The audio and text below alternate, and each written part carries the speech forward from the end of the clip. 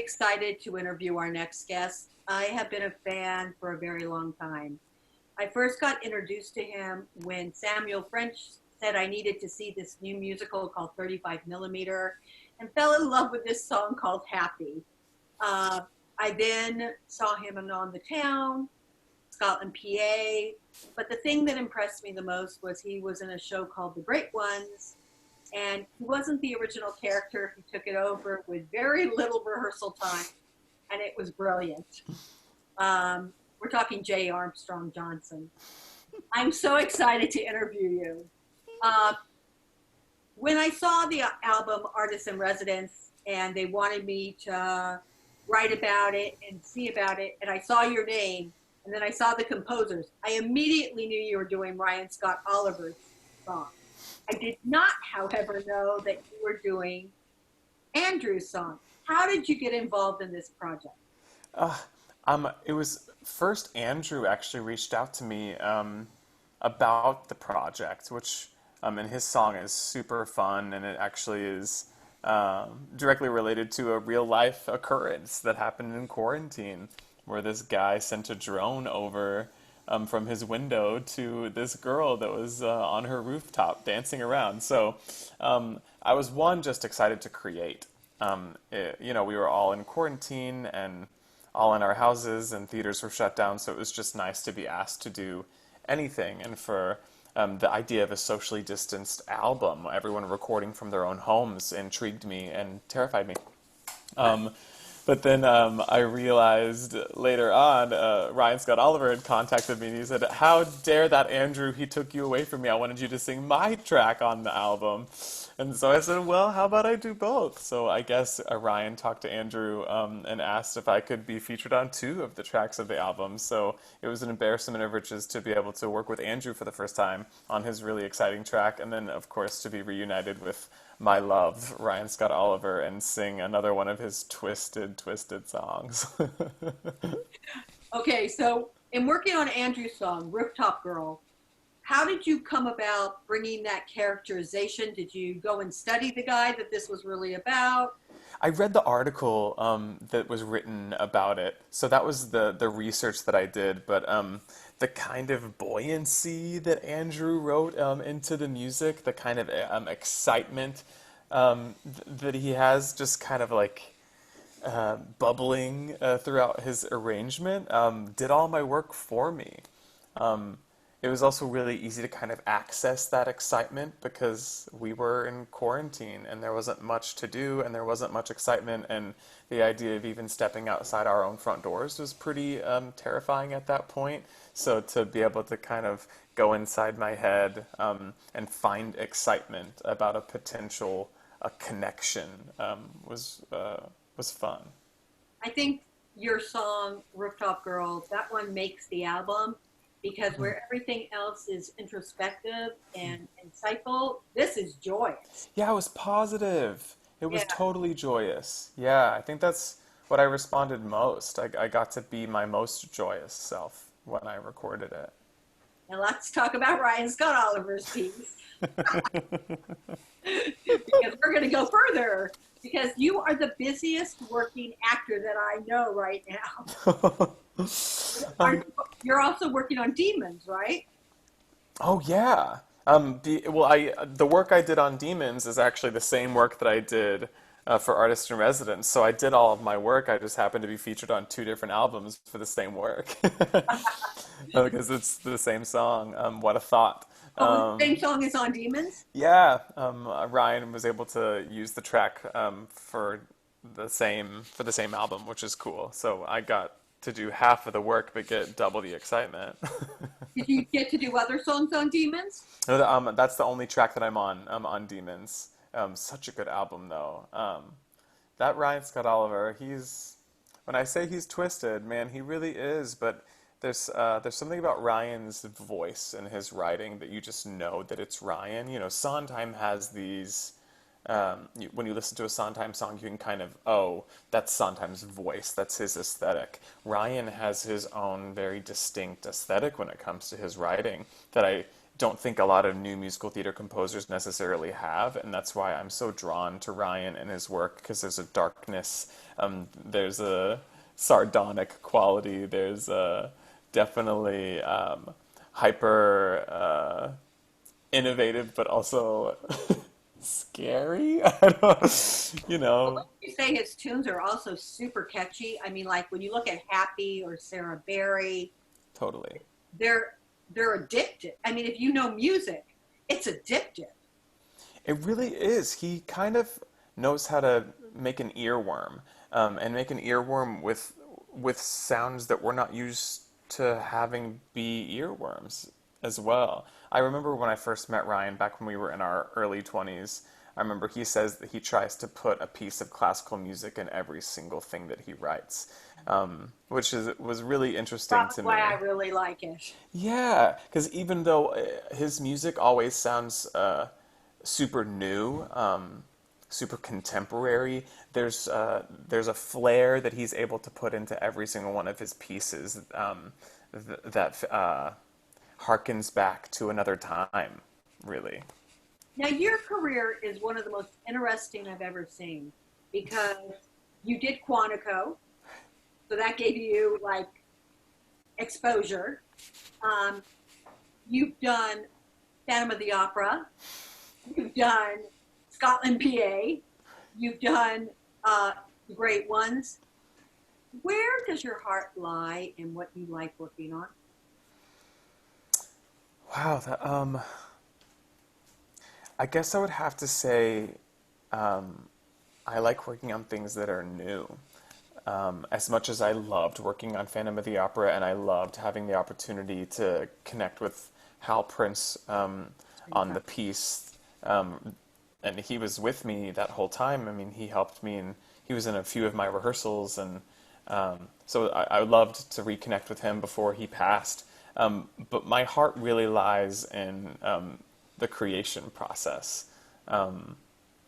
I love new works. I love getting a script that I know has never been touched by another actor, so that I can infuse my own world into creating something. Yeah, uh, new works are awesome, and I think that's why I'm so interested in doing more television and film because it's always new. Sometimes you get those scripts 24 hours before stepping onto set, and you have to infuse that life into the character quickly. But yeah, I just love new things. Now, you also, again, are another quandary. You play leading men, but you also play the most quirkiest human beings I think I've ever seen. What roles do you like playing the best? You know, Scotland, PA was this journey that I wasn't even ready for. I initially auditioned for Scotland, PA, for the lead for Mac. Um, I really wanted Mac. I wanted something gritty. I wanted something challenging. I wanted to lead a company. And I did an okay audition for Mac, but it was Lonnie Price that really said, I want you to try to read for this role. So he kind of slid me the Banco sides, and I didn't have much skin in the game. I really wanted Mac, and so I was like, okay, I'll read these. And so I didn't really think twice. I didn't really prepare all too much for Banco. It came out of me. It just came flowing out of me, and it was a That's fit. So thanks to Lonnie Price for kind of making me look at it differently because that it really was my favorite role I think I've ever played on stage. It was truly fun. truly stole the show. Thanks. You're welcome. No, I kept wanting more of you because I thought that character and what you did with him was so hysterically funny and Yeah, so multi-layered. yeah. I mean, what's funny is that when I first got the script, not much about Banco's character changed from the workshops to our actual show at Roundabout. So I really give Michael Mitnick a lot of the credit for writing Banco because the scene work that he gave Banco is just so layered and exciting and nuanced. So I just got to put my own little spin on like the brilliance that was Michael Mitnick. This is my favorite question to ask people. They say that eyes are the windows of the soul, but I think that songs are. If you had to choose a song or cycle of songs, more than one, what would it be that would describe you? Hmm. What's funny is that I use this reference a lot when doing Q&As with young artists that are hoping to make a career in the arts. Um, and it's, I will never be satisfied. I will never be satisfied. there, there's something about what it means to be an artist. You know, I made my dream come true for being on Broadway, and then I made my dream come true of being a lead on Broadway, and then I made my dream come true about being on a television show. But I keep, I always have a new goal. I always want to grow. I always want to learn. I always want to do more, be more. And so that would have to be the song that kind of encapsulates who I am. As much as I've done, and as much how I feel so lucky to have done the things that I have done. I'm still hungry to do more and to learn more and to create more. So, What's I, the next goal on the rung of the ladder? um, since being on stage is not really a thing that we can do right now, devastatingly so, I've really turned my focus to behind the scenes a bit, producing and writing and directing.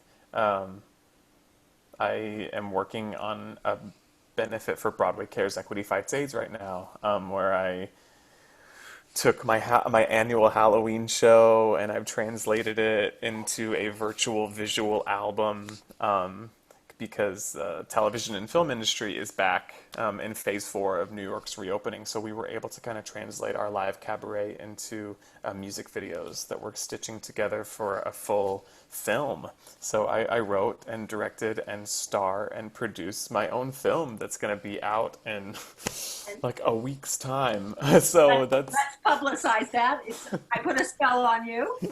I put a spell on you. The Sanderson sisters break the internet. And Um, where is it? It's going to be on blackflamecandle.net. You can go to broadwaycares.org/spell, I believe, to RSVP. You're going to see some Broadway favorites like two-time Tony nominee Eva Noblezada, two-time Tony nominee Will Swenson. You're going to see new Tony nominee Robin Herder, YouTube sensation and megastar Todrick Hall, um, RuPaul's Drag Race fame, Bob the Drag Queen, as well as Alexis Michelle. Our roster of talent blows my mind, and I am humbled and thrilled that all of these artists came on board to create this film with us. And we're hoping to kind of break the internet, like our title says. We're taking entertainment in quarantine times and trying to blow it up a bit, and provide a little bit more production value and excitement during Halloween, and raise some good money for a good cause, and specifically for the COVID-19 Emergency Assistance Fund, which is providing such important relief for artists right now in this time. Please tell me you are singing a duet with Todrick Hall. Oh, I wish I was singing a duet with Todrick Hall.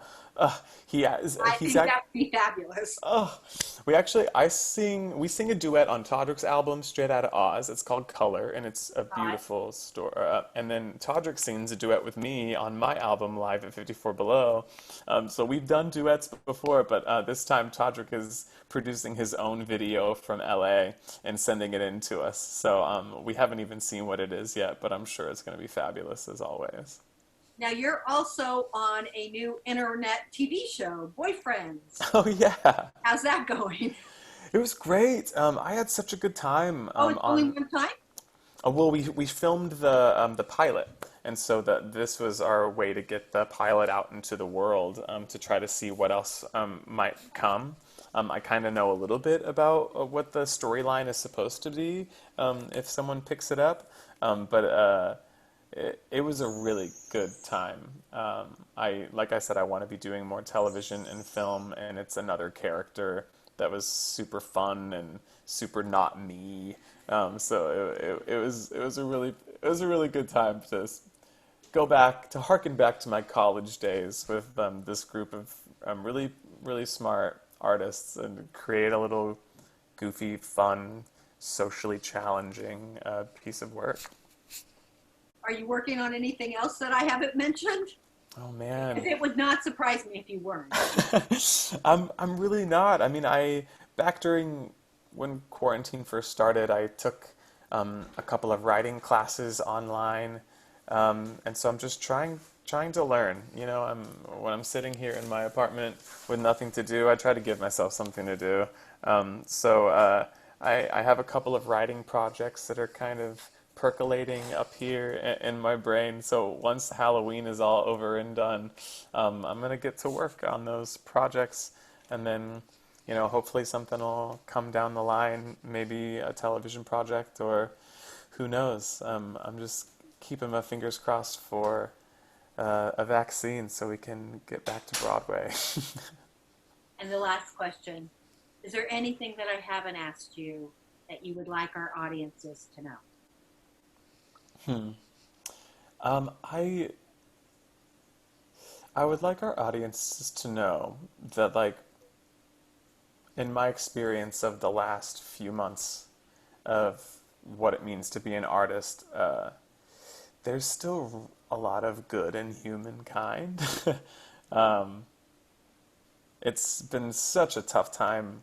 I've had a lot of issues with Black Lives Matter and trying to convince my family that that is a legitimate cause, and um, with Broadway shut down, and you know, there's been a lot of negativity and a lot of sadness and a lot of fear. But what I've seen time and time again from my friends and from everyone that's at least working on my current project is that there's really a lot of good out there in the world, and artists in particular pull ourselves up by the bootstraps and create for change and for good, and sometimes for just pure fun and entertainment. So keep your heads up, stay positive, because I'm feeling positively about the future, regardless of the ominous the ominous clouds that are looming. Also, go vote, please. That'd be awesome. Use your voice. Go vote. Thank you. Thank Thank you. This